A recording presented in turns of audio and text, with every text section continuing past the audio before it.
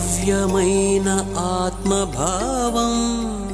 రమ్యమైన జీవరాగం నవ్యమైన నిత్యతాళం నిఖిల జగతి మూలం